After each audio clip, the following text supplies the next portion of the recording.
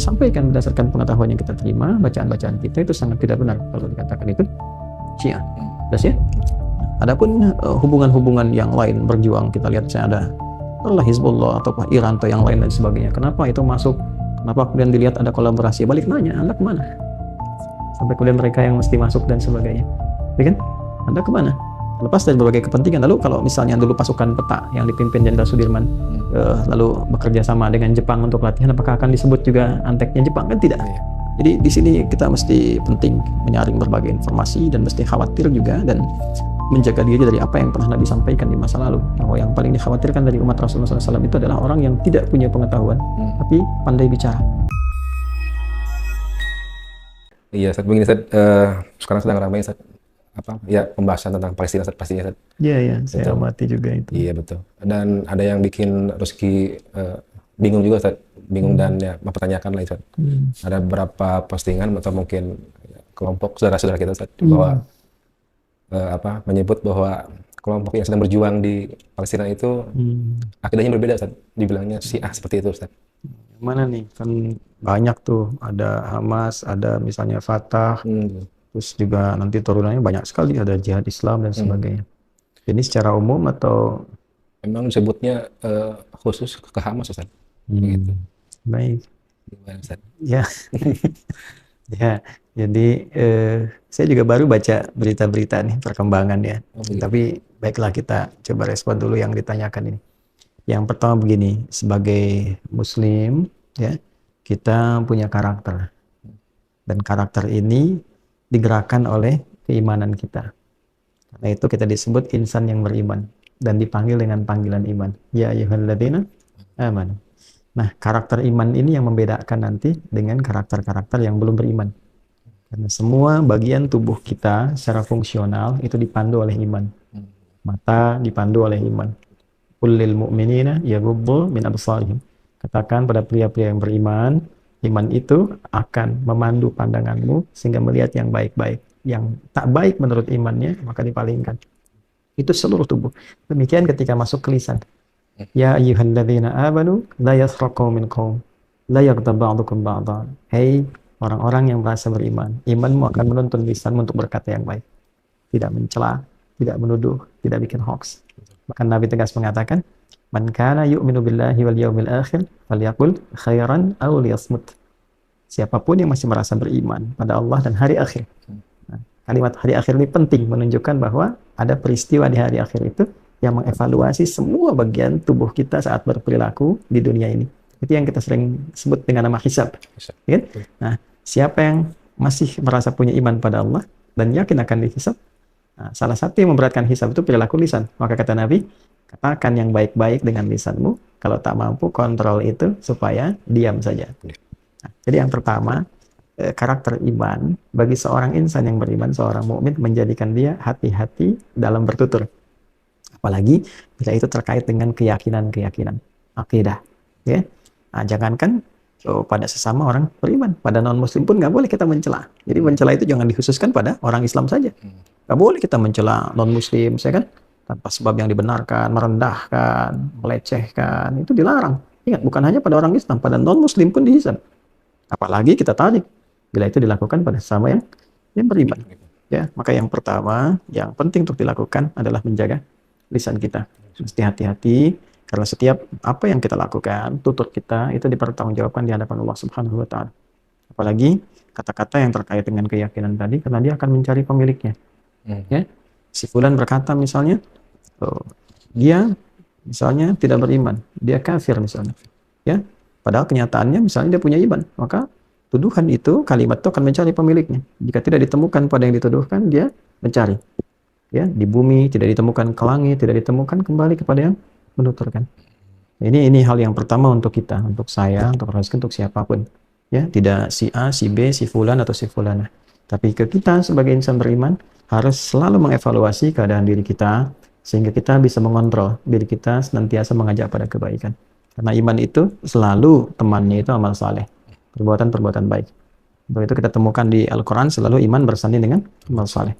Wal 'asr innal insana lafi khusr illa alladziina amanu wa amilus salih. Maka jika masih merasa punya iman, lisannya pun mesti saleh. Yang kedua, tidak kita mengeluarkan statement atau bahkan bersikap atau ikut-ikutan. Nah, ini dia, ya. Atau ikut-ikutan. Ada yang bertutur langsung ikut begitu saja. Tidak. Ada standar dalam Al-Quran itu bagi setiap insan beriman. Jika seorang muslim, dia beriman, mukmin dia, maka standar terkait segala hal yang ia terima untuk ia berikan respon, standar pertamanya ada di Quran surah ke-17 Al-Isra ayat ke-36. Ya, ketika Allah berfirman, "Wala taqfu ma laysa laka bihi 'ilm. Innas sam'a wal basara wal fu'ad kullu ulaika kana 'anhu mas'ula." Jangan pernah kamu ikut-ikutan merespon sesuatu dengan tergesa-gesa atau ngikut-ngikut orang, tokoh kah atau yang lain kah, ya, yang kita nggak tahu ilmunya tuh.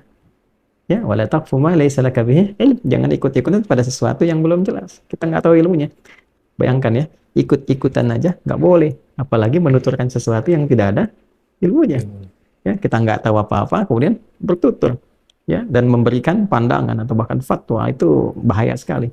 Yang paling berbahaya, misalnya tokoh, public figure, menyampaikan sebuah statement tanpa dasar pengetahuan, lalu dia punya jamaah misalnya, dia punya pengagum, dia punya muhibbin, diikuti itu, dan diikutinya adalah ya tanpa basic pengetahuan lagi, ya, secara ya demikian saja diterima. Ya, saya nggak punya kata-kata yang kurang baik ya, nggak bagus memberikan kata-kata yang kurang baik ya. Jadi gambarannya diterima begitu saja lantas diikuti, padahal mungkin tidak tepat. Nah, itu dilarang oleh Al-Quran. Apalagi jika kita berprinsip ya, semua yang kita kerjakan berdasarkan Al-Quran dan Sunnah Nabi Sallallahu Alaihi Wasallam, maka tidak boleh sembarangan berkata. Maka tegas Allah menyampaikan, Inna sama, sumber informasi yang sudah Allah berikan kepada kita. Nah, ini alat-alat untuk mendapatkan informasi, ya, untuk mendapatkan pengetahuan. Kan data masuk ke kita diolah jadi informasi di knowledge, jadi pengetahuan. Nah, itu sumbernya 3. Yang kata Allah, 1, inna sama, pendengaran. Masa selama ini punya telinga nggak pernah dengar informasi yang benar, ya, terus langsung bikin statement di lisan. Lisan ini kan bukan sumber informasi, ini adalah alat tutur. Sumber informasinya apa yang didengar, itu yang dikatakan. Makanya baik kan, dari dengar dia berkata, ya kan? Kemudian wal basar, penglihatan. Ya, wal fuad, apa itu fuad? Akal budi yang menyaring segala hal, ya, untuk memahami, mengkonstruksikan lagi. Jadi kita mendengar disaring tuh sama akal kita tuh, ya kan? Kemudian kita melihat disaring, kan nggak semua yang dilihat mesti kita respon. Coba kalau Rosti lihat sesuatu langsung direspon nggak? Tidak, dipertimbangkan dulu, kan? Ya, orang minta-minta di pinggir jalan, benar nggak minta-mintanya nih? Atau jangan-jangan kakinya cuma dilipat ke dalam tuh, ya, kan? Ya kan?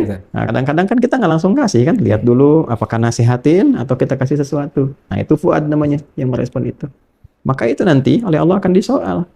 Ya, ketika lisannya bertutur misalnya, oh ini gerakan ini adalah alirannya A, ya, dan itu memberikan dampak misalnya di masyarakat. Apalagi dalam kasus Palestina ini. Tadi spesifik mengatakan ini Hamas misalnya, tadi dinilai sebagai ini Syiah tadi ya yang ditanyakan. Nah, itu kan sesuatu yang dalam sekali, tajam, ya kan? Nah, karena yang disoal itu bukan sekedar gerakan, tapi juga di dalamnya ada keyakinan, ya kan?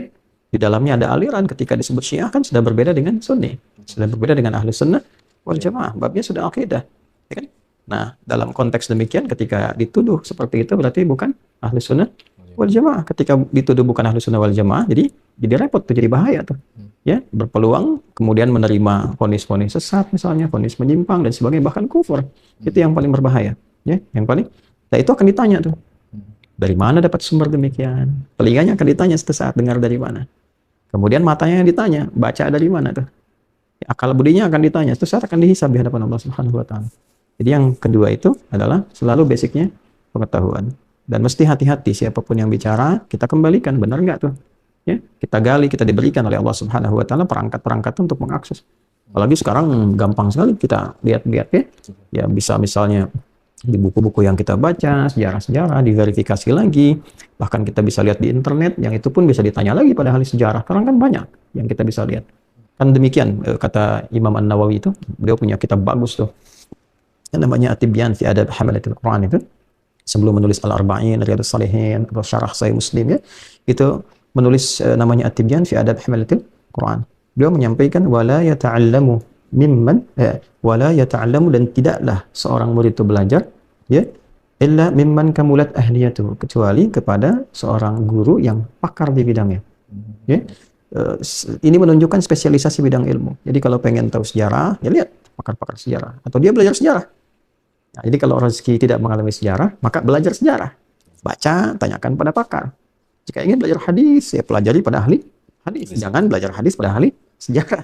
Ya kan? Jika ingin belajar tafsir, datang kepada ahli tafsir. Sekarang yang ditanyakan terkait dengan aspek sejarah. Ya kan? Historikalnya bagaimana? Jika kita tidak mengalaminya, tanyakan pada ahlinya. Atau belajar sejarah. Baca lagi, pahami lagi, kaji lagi. Maka kita akan temukan. Itu kisah yang sangat panjang terkait dengan lahirnya Hamas misalnya 14 Desember 1987. Kita bisa cerita itu. Nah, makanya banyak baca ya. Banyak baca sehingga paham nih ideologinya apa, jalurnya kemana ya. Saya cerita singkat saja ya. Kalau kita panjangin tuh dari zaman apa bahasa Rusianya bahula. Dari zaman dulu tuh ya, dari akarnya bahkan kita bisa gali itu ya, sampai dengan konteks kekinian yang terjadi peristiwa kini. Tapi kita simpelkan saja kurang lebih demikianlah. Setelah kemudian wilayah Palestina itu dikuasai oleh Zionis dan secara sepihak mendeklarasikan berdirinya negara Israel oleh Zionis itu, lalu diambil wilayah-wilayah yang ada di Palestina itu, lantas terjadi kemudian reaksi respon militer bahkan dari 3 negara pada masa itu, yaitu ada Syria, lalu ada Yordania, lalu ada Mesir. Ya, ada 3 negara besar ini juga melakukan konfrontasi militer, ya perang militer lah bahasa gampangnya begitu dengan Zionis pada masa itu, dan dalam waktu 6 hari ini dikalahkan 3 ini, ya sehingga pada saat itu dikenal juga dengan hari-hari bencana 6 hari pada masa itu. Jadi dari hasil ini diambil 3 wilayah itu, Syria diambil dataran tinggi Golan, kemudian Mesir itu diambil yang Sinai dengan Gaza. Gaza itu masuk ke wilayah Mesir di selatan dari Palestina. Kemudian Yordania juga diambil bagian wilayahnya. Ya, jadi yang dari Yordania juga diambil, kemudian yang dari Syria juga diambil dataran tinggi Golan. Yordania itu Yerusalem, wilayah Yerusalem yang sekarang Zionis dengan sepihak mengatakan itu ibu kotanya. Ya, jadi dataran tinggi Golan, Yerusalem, ya kemudian Gaza dan Sinai. Nah, di tanggal 1 September 1967, ya, jadi beberapa waktu masa setelah peristiwa itu, berkumpullah kemudian negara-negara Arab plus beberapa yang Afrika, ya Afrika ikut di dalamnya Mesir kan Afrika Utara tuh. Ya, lalu ada Sudan juga, itu berkumpul di Sudan di Khartoum. Tepatnya 1 September 1967. Ya. Maka secara singkat mereka mengeluarkan resolusi Khartoum. Nah, resolusi Khartoum ini dari 8 negara, resolusi Khartoum itu melahirkan 7 poin. Nah, dari 7 itu ada titik tekan pada 3 yang utama. Dikenal dengan al-la'atu thalath. Ya, la'atu thalath. Jadi bahasa Inggrisnya itu three no's. 3 penolakan. Ya, 3 penolakan utama. La itu artinya tidak, jadi menolak dia. Katakan tidak pada 3 hal. Ya, 1, tidak ada pengakuan pada Israel. Ya. Yang kedua, tidak ada kerjasama ya dengan Israel, dan yang ketiga ini nggak ada perdamaian dengan Israel. Jadi nggak ada kerjasama diplomasi, nggak ada kata-kata damai dengan mereka, kan? Karena yang dipahami lewat resolusi itu adalah Israel, ya dalam hal ini Zionis melakukan invasi, juga melakukan okupansi, pengambilan tanah-tanah ini secara sepihak, sehingga dari situ itu mesti diambil kembali. Ya, dari resolusinya dulu masih ini tanah-tanah Arab yang mesti kemudian diambil kembali. Nah, itu yang menggerakkan dan memberikan semangat kembali kepada PLO dulu ya, Palestina Liberation Organization, yang dulu didirikan oleh almarhum Yasser Arafat, untuk semangat lagi berjuang tuh, ya, yang kemudian dia didirikan 1964 ya PLO ini. Jadi saat 28 Mei kalau nggak salah, 28 Mei 1964. Jadi begitu 3 tahun setelah itu ada resolusi di Khartoum, itu semangat kembali untuk bergerak lalu mencoba menyatukan berbagai faksi yang ada di Palestina, kan? Nah, di saat yang bersamaan Mesir juga kemudian semangat lagi untuk mencoba menguatkan lagi secara internal. Lalu di tahun 1973, kalau nggak salah di bulan Oktober itu, ya maka mencoba untuk mengambil alih kembali wilayah di Sinai, dikenal dengan Yom Kippur pada saat itu. Dan alhamdulillah pada masa itu mendapatkan kemenangan. Jadi Sinai dikuasai kembali oleh Mesir. Hanya jalur Gaza kemudian yang tidak bisa diambil kembali. Nah, ini yang sekarang diblokade itu. Dipisah antara tepi barat Yerusalem yang tadinya wilayah Yordania diambil alih itu, ya kemudian dataran tinggi Golan yang sudah diambil sama Zionis, ya, dan dikuasai sampai dengan kekinian itu perbatasan dengan Syria. Lalu Gaza itu yang diblokade, yang sekarang nih sedang masa-masa perjuangan itu. Ini dipisah tengah-tengahnya. Jadi kalau kita bikin wilayah seperti ini tepi barat nih Gaza. Ini tinggal kecil aja. Ya, wilayahnya sekitar berapa? 360-an lah, 365 km. Ya, persegi ya di apa namanya? Gaza ini. Jadi pecah. Yang tadinya nyambung begini, ini tinggal sedikit tepi barat begini. Ini Gaza di sini. Nah, ini kalau sering baca lagi nih, harus sering baca. Ya, strategi-strategi nanti bisa ke depannya itu kita bisa belajar geostrategis, geoekonomi, ya, kemudian ada lagi geomiliter, saya kan, geopolitik. Jadi itu tentang global tuh. Tapi kita tarik dulu ke lokal. Masih ingat nggak penjajahan Belanda dulu? Ya, kalau ingin menguasai satu daerah, pecah, divide et impera. Pecahkan satu dengan dua. Kalau masih satu, bagi dua dulu. Ya, supaya ini terus berantem nih, dua ini. Maka dipecah supaya ini tidak terkoneksi. Jadi karena tidak terkoneksi, bisa dibikin di sini propaganda. Yang ini kasih A, ini kasih B, sehingga ini nggak pernah nyatu. Kalau nggak pernah nyatu, gimana bisa menyatukan tengah-tengahnya ini? Nggak pernah bisa berjuang kan? Makanya dipecah jadi dua. Jadi di sini tepi barat, di sini Gaza. Dan ingat betul, di masa Turki Utsmani, ya, Ottoman pada masa itu, wilayah-wilayah tanah suci ini itu sudah diwakafkan atas nama umat Islam.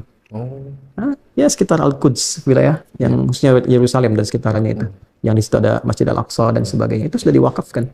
Jadi kepemilikannya sudah didiamkan atas nama Allah Subhanahu wa taala yang harus dirawat, disucikan, kemudian dijaga dan sebagainya. Itu sudah diwakafkan. Ini penting saya sampaikan dulu ya, supaya bisa mengerti kenapa kalau Masjid Al-Aqsa itu terganggu, bukan hanya orang-orang yang ada di Palestina, umat Islam sedunia bisa bereaksi. Nah, kenapa? Karena ini sudah wakaf statusnya, nggak dimiliki siapapun, semua penjaga aja. Walaupun sekarang misalnya untuk otoritas yang menjaga itu Jordania, tapi umat Islam mewakili ya semua hal yang berada di area itu.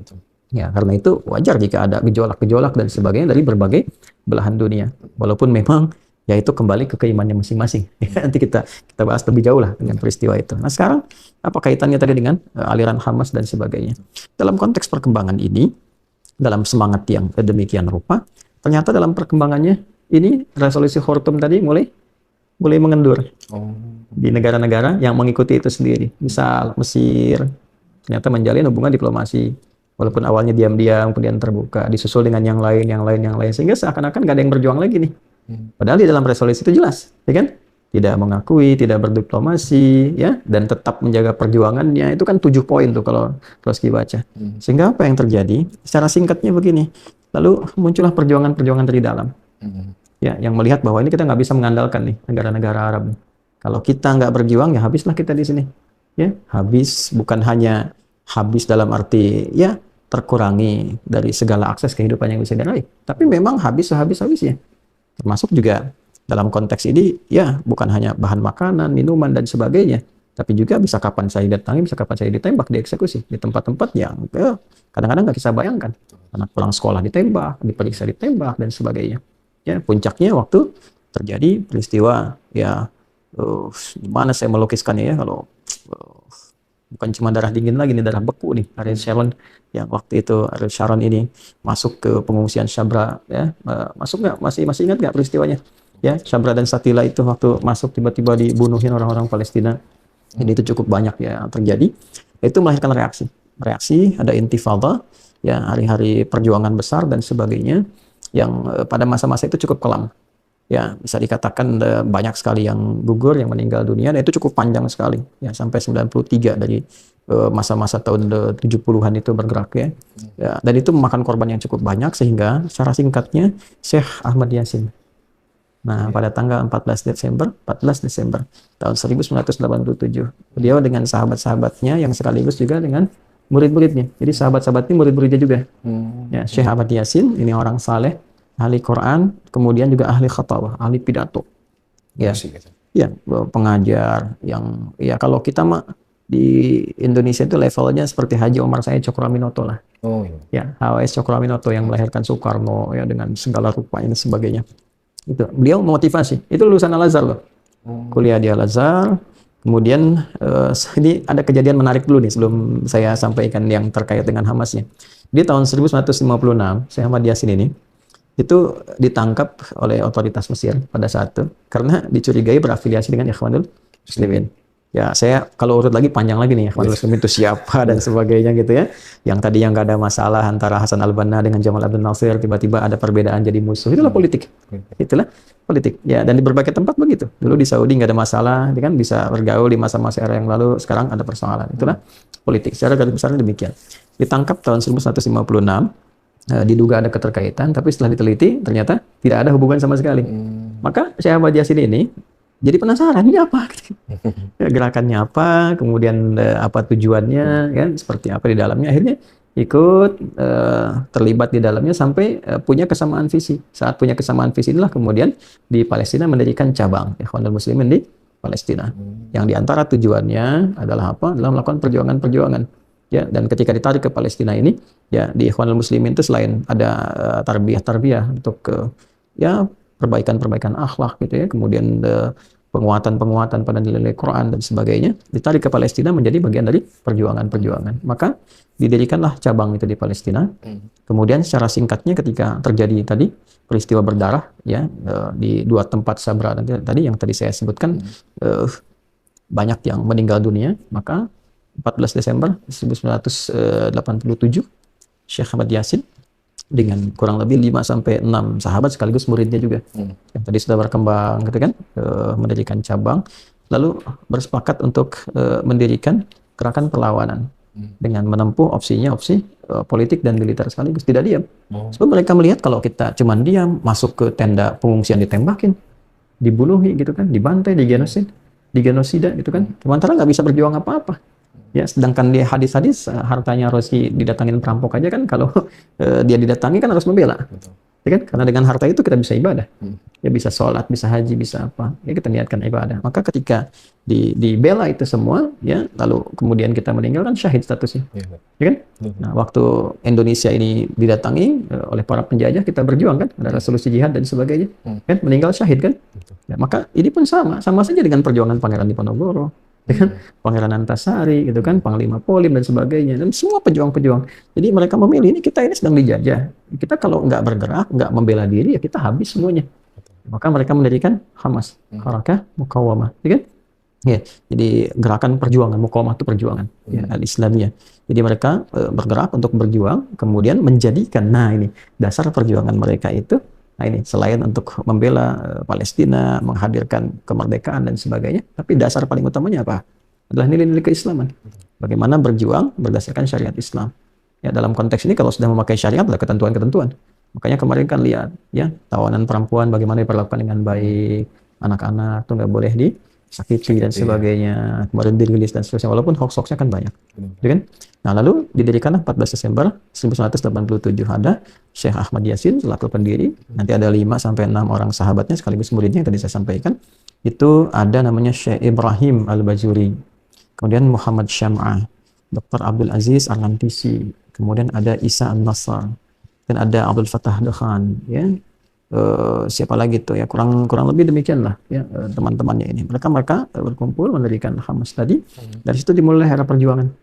Ya, sampai kemudian mereka di dalam satu pemilu yang sangat demokratis dipilih dan mendapat suara 44,6% lebih, sehingga mereka memiliki parlemen di Gaza, dan itu satu-satunya di dunia Arab yang dipilih secara demokratis dalam konteks seperti Barat menginginkan, dipilih rakyat itu dipilih rakyat.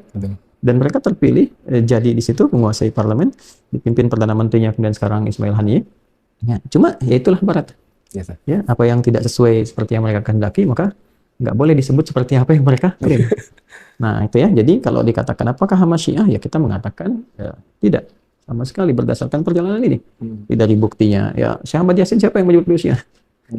Beliau seorang Sunni, Ahlus Sunnah wal Jamaah, ya kuliahnya juga di Al-Azhar, ya, lulus dari situ, khatib juga luar biasa, lalu punya satu yang Allah kemudian ini berikan tanda kepada kita, itu kan lumpuh.